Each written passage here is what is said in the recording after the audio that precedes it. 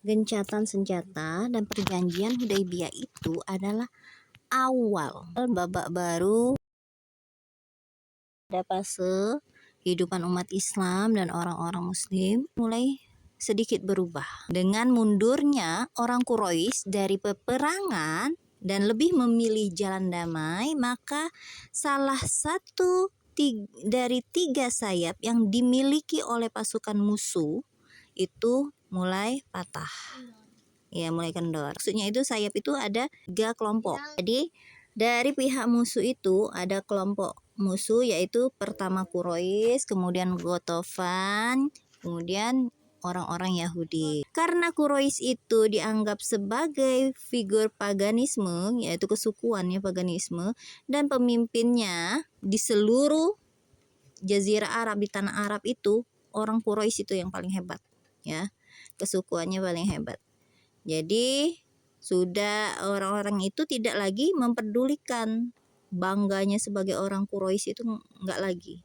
Dan mereka sudah melepaskan permusuhan terhadap Islam. Maka tidak lagi tidak lagi ada peran dari Ghatafan dalam gencatan senjata ini.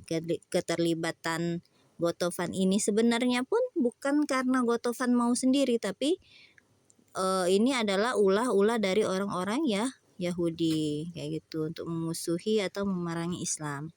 Sementara itu orang Yahudi telah pergi dari Madinah dan menjadikan Khaybar itu sebagai tempat melakukan kejahatan, markasnya. Orang-orang Yahudi ini ya yang membujuk orang-orang memfitnah orang-orang Arab dan membujuk orang-orang Arab yang ada di sekitar Madinah untuk membinasakan Nabi Muhammad dan orang-orang Muslim, atau membuat orang-orang Muslim itu mengalami kerugian ya. Rencana mereka itu ingin membuat seperti itu, tetapi apa yang dirasakan ternyata itu tidak berhasil ya.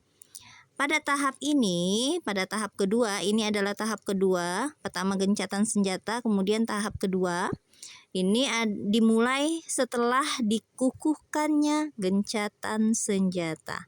Jadi di sana memberikan seluas-luasnya bagi orang Muslim untuk menyebarkan dakwah Islam di Mekah. Semangat mereka setelah adanya gencatan senjata itu orang-orang Muslim menjadi lebih bersemangat. Dari tahapan kedua ini dibagi lagi menjadi beberapa bagian. Yang pertama aktivitas dalam bidang dakwah atau korespondensi dengan beberapa raja dan amir. Ya, jadi ada penyebaran dakwah itu dilakukan ya dengan mengirim surat menyurat antara raja dan pengusaha-pengusaha di kota. Yang kedua, aktivitas militer. Nah, pada akhir tahun ke-6 Hijriah, setelah kembali dari Hudaybiyah, Rasulullah menulis surat yang ditujukan kepada para raja. Ya, beberapa raja diberikan surat menyeru mereka untuk memeluk Islam. Saat hendak menulis surat yang ditujukan kepada beberapa raja itu, seseorang memberitahu, sesungguhnya mereka tidak akan mau menerima surat tadi kecuali ya menerima surat tadi atau menerima isinya ya, maksudnya itu ya, kecuali jika surat itu disertai cincin stempel. Jadi ada cap. Karena itu beliau pun membuat cincin stempel yang terbuat dari perak dengan cetakan yang berbunyi Muhammad Rasul Allah. Cetakan tulisan ini tersusun dalam 3 barisan, Muhammad bawahnya Rasul Allah.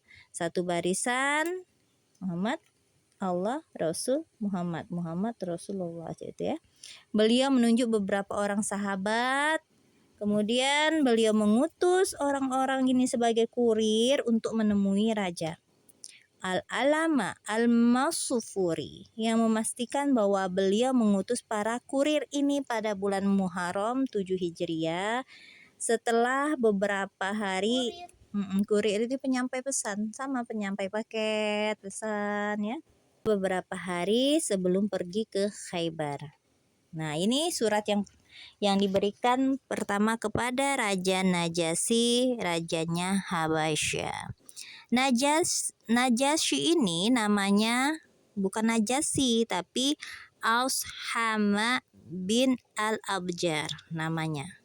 Ashama bin Al-Abjar. Beliau menulis surat itu bersama Amr bin Umayyah Al-Dhamri pada akhir 6 Hijriah atau pada bulan Muharram 7 Hijriah.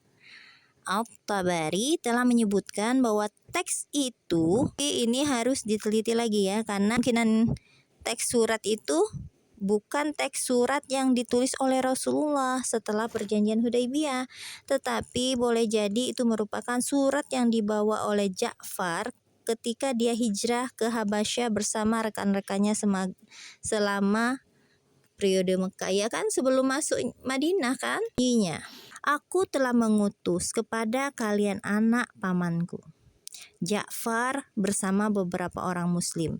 Jika dia telah datang, maka terimalah dia dan janganlah berbuat semena-mena atau sewenang-wenang kepadanya. Al-Baihaqi meriwayatkan dari Ibnu Ishaq bahwa tulisan Nabi Muhammad kepada Najasyi itu isinya seperti ini. Dari Muhammad sang Nabi kepada Najasyi Al-Asam, pemimpin Habasyah. Kesejahteraan bagi siapapun yang mengikuti petunjuk beriman kepada Allah dan Rasul-Nya.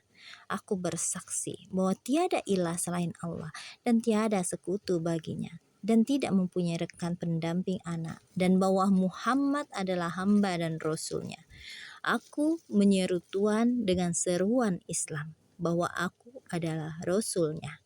Maka masuklah Islam, niscaya Tuhan akan selamat.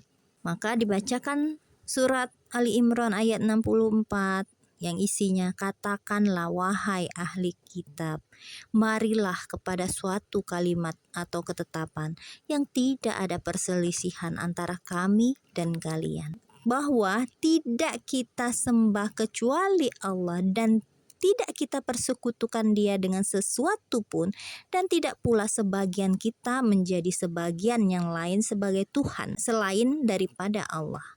Jika mereka berpaling, maka katakanlah kepada mereka, saksikanlah bahwa kami adalah orang-orang yang menyerahkan diri kepada Allah. Jika Tuhan menolak, maka Tuhan akan menanggung dosa orang-orang Nasrani dari kaum Tuhan. Najasyi ini adalah orang Nasrani. Surat ini diteliti oleh Dr. Humaidillah Baris, bahwa isi dari surat ini cukup berbeda, isinya berbeda ya.